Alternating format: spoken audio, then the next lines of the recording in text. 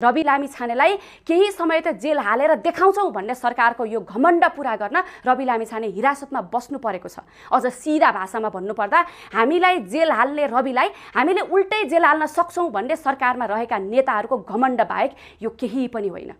सरकारले अहिले रवि लामिछानेलाई अनुसन्धानको लागि भनेर हिरासतमा राख्नै पर्छ र यदि निर्दोष हो भने त भोलि सफाई पाइहाल्छ नि, रासोपाको यो के रोइलो हो भन्ने किसिमको भाष्य स्थापित गर्न खोजिरहेको देखिन्छ। उहाँ निर्दोष हो भन्ने कुरा तथ्य प्रमाणले भनिरहेको छ। भोलि अदालतले पनि सफाई दिइ नै हाल्छ। तर आज हिरासत बाहिर राखेर पनि गर्न सकिने अनुसन्धान हिरासत भित्रै राखेर जुन मानसिक तनाव दिने र मनोबल घटाउने प्रयास भइरहेको छ, उहाँले आज भोगिरहेको यो पीडाको क्षतिपूर्ति कसले तिर्छ? प्रधानमन्त्री वा नेताहरूले झुटो आरोप लगाएछौं भनेर भोलि झुटो आरोप लगाए बापतको जेल सजाय भोग्नुहुन्छ? सजाय भोग्ने कुरा त परै जाओस्, गलत आरोप लगाएका रहेछौं भनेर आत्मग्लानी समेत गर्ने छैनन्।